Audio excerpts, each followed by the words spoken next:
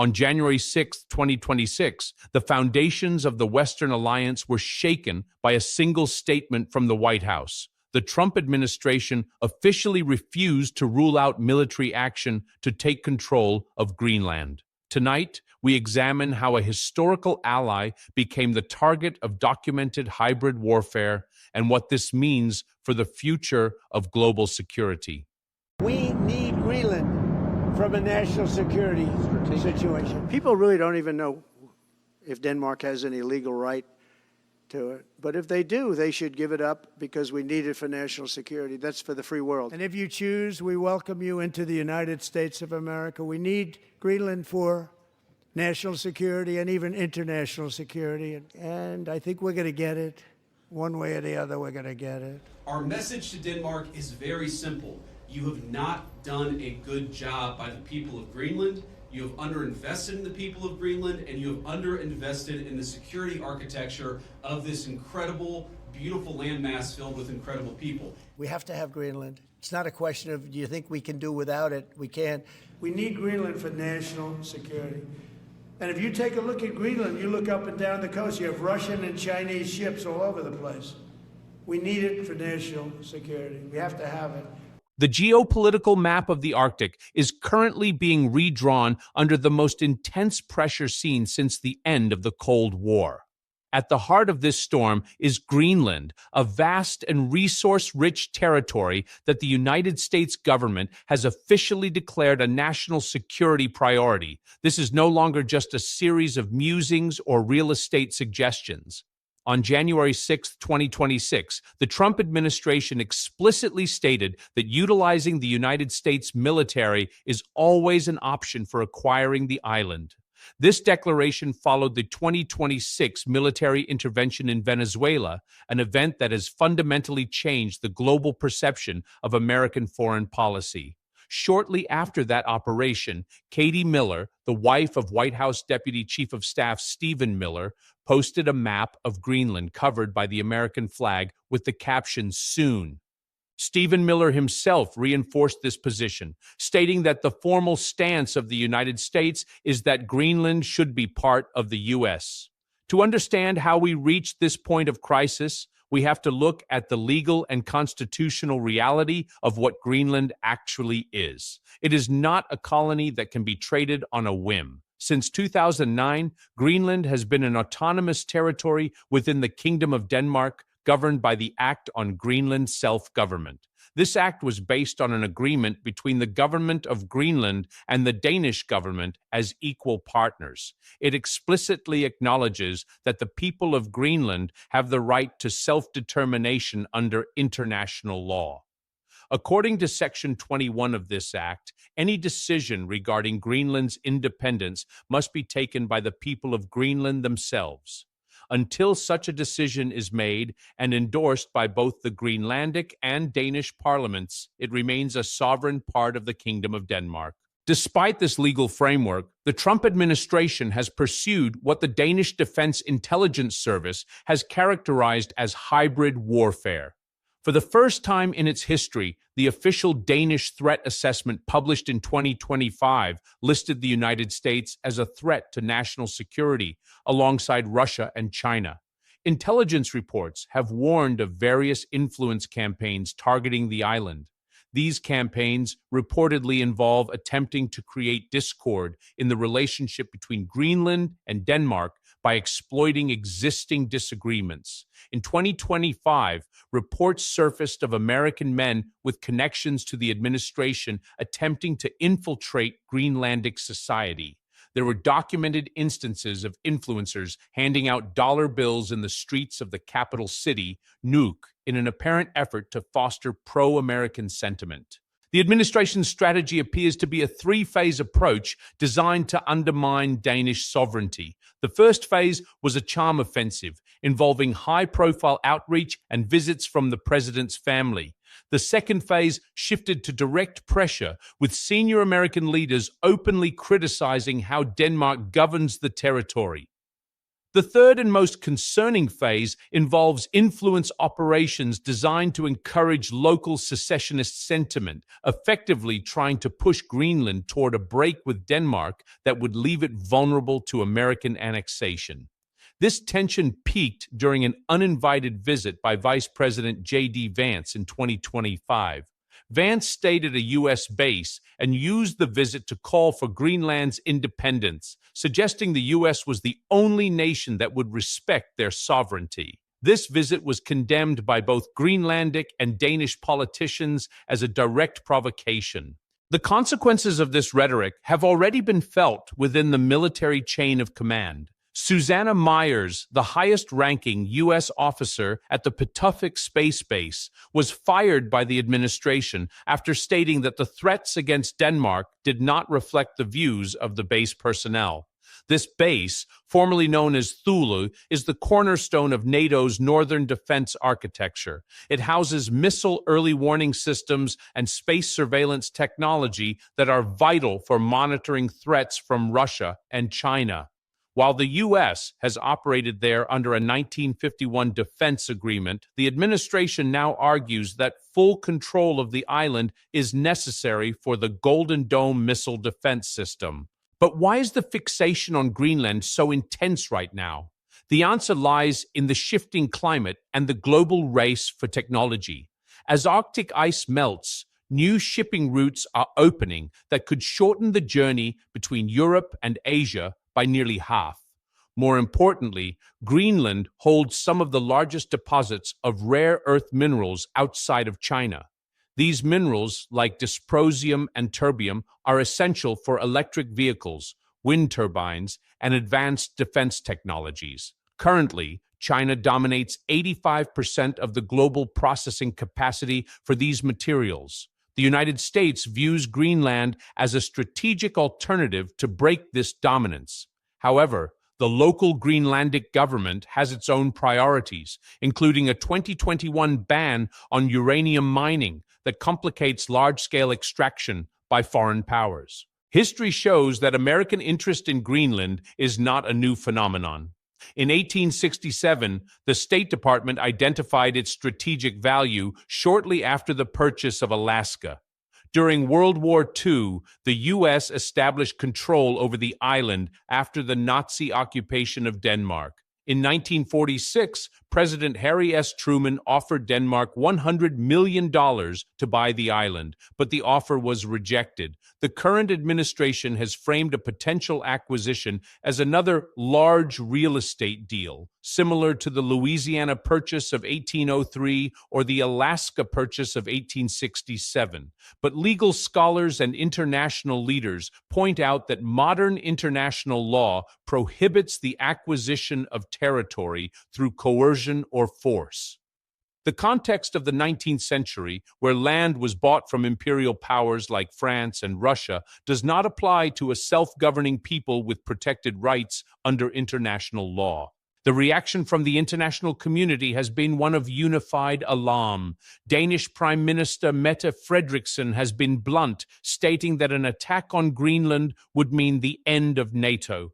She reminded the administration that Denmark is a founding member of the alliance and is covered by the collective security guarantee. European leaders from France, Germany, Italy, Poland, and the United Kingdom issued a joint statement on January 6, 2026, emphasizing the inviolability of borders and stating that Greenland belongs to its people.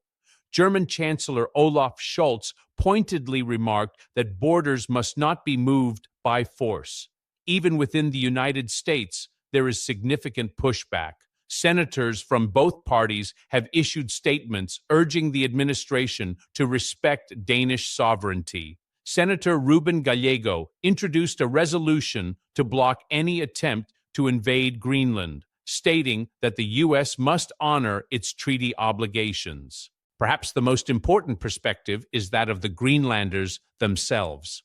Despite the administration's claims that the population wants to be with us, documented public opinion tells a different story.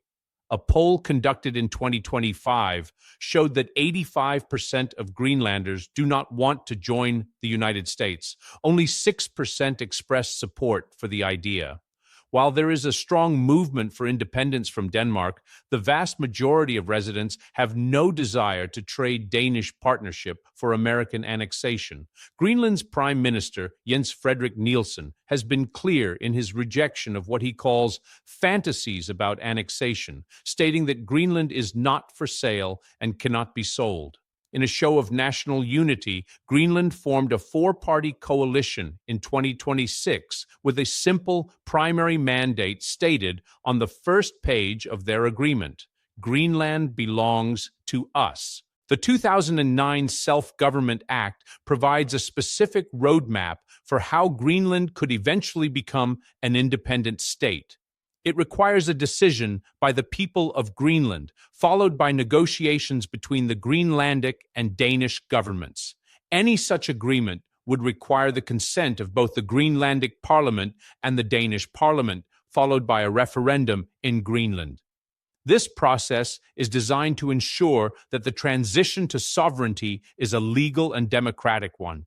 The act also establishes Greenlandic as the official language and gives the local government rights over mineral and oil resources. It is a comprehensive framework for a modern nation-state, one that the current American pressure appears to ignore in favor of a 19th-century expansionist model.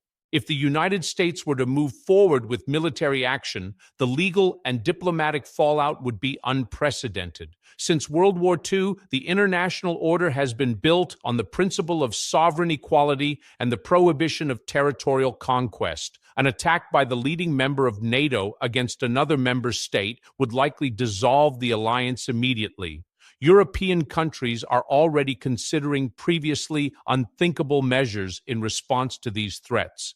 There have been discussions about refusing to refuel U.S. ships in European ports, closing military installations, and requiring high payments for the continued stationing of U.S. troops on the continent. The Danish government has also taken steps to shore up its own defenses, announcing a $2 billion agreement to improve surveillance in the Arctic with new ships and long-range drones. Beyond the military and diplomatic risks, there are massive operational hurdles to any forced takeover. Greenland's environment is one of the harshest on Earth. The infrastructure is limited, and the costs of operation are extremely high. Mining and transportation require ice-free ports and specialized equipment that the territory currently lacks. Any attempt to extract resources against the will of the local population would face significant social and regulatory resistance. The 2021 uranium ban is still a point of international arbitration, illustrating how deeply environmental concerns are woven into the local political fabric. The real estate framing of the island ignores the reality of a modern, functioning society with its own laws and social standards. The administration has appointed Louisiana Governor Jeff Landry as a special envoy to Greenland, a role intended to bypass Denmark and deal with the island as a separate entity. Landry has cited the 1823 Monroe Doctrine to justify increased American influence, arguing that the U.S. should protect the Americas from European colonization.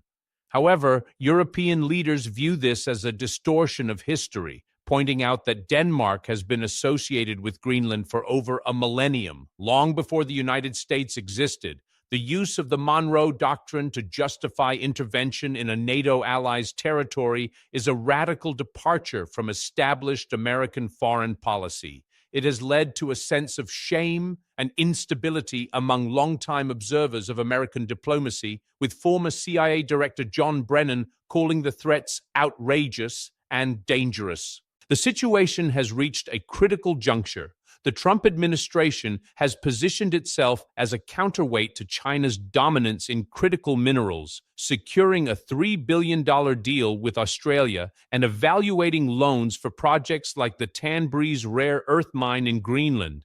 But these economic goals are now entangled with a military posture that threatens the core of the Western alliance. The White House maintains that utilizing the U.S. military is always an option, while Denmark insists that enough is enough. The people of Greenland remain caught in the middle of a great power rivalry, asserting through their parliament and through public polls that their land belongs to them alone. The 2009 Act on Greenland Self-Government remains the primary legal barrier to any unilateral American move. It defines Greenland not as a piece of property, but as a people with a right to self-determination. Chapter 3 of the Act specifically handles economic relations, ensuring that revenues from mineral resources accrue to Greenland, not to Denmark or any outside power. Chapter 4 allows the Greenlandic government to negotiate international agreements that concern their specific areas of responsibility. This is a high level of autonomy that makes the territory a successor state in waiting, rather than a colony available for purchase. The administration's focus on cutting a deal ignores these internal laws and the 2009 agreement that mandates a referendum for any change in sovereignty. As 2026 progresses, the world is watching to see if the rhetoric of annexation will translate into action. The European Union has expressed full solidarity with Denmark, and multiple countries have united behind the principle that Greenland belongs to its people. The strategic importance of the Arctic is undeniable, with its minerals, shipping lanes, and military bases. But the cost of securing those assets through coercion could be the destruction of the very alliances that have kept the Arctic and the Atlantic stable for generations. The administration's pursuit of economic security and national security through these threats has created a situation where the United States is now viewed by its closest allies as a primary risk to their own territorial integrity. In the long run, the development of Greenland's resources will require a balance between geopolitical ambition and sustainable investment. For the United States and its allies, securing these minerals is a key step in countering China's influence. But the path to that goal is currently blocked by a diplomatic crisis of the administration's own making. The people of Greenland have expressed their desire for independence, but they have also expressed an overwhelming rejection of American control.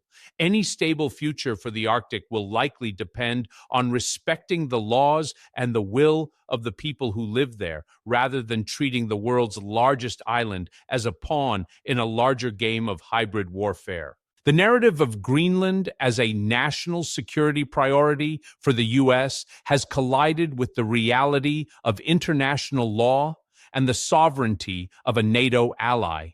While the administration claims it can secure a deal through diplomacy or force, the Greenlandic and Danish governments have made it clear that the territory is not for sale. The deployment of influencers, the uninvited visits by high-ranking officials, and the explicit threats of military action have only served to unify Europe and the people of Greenland in opposition.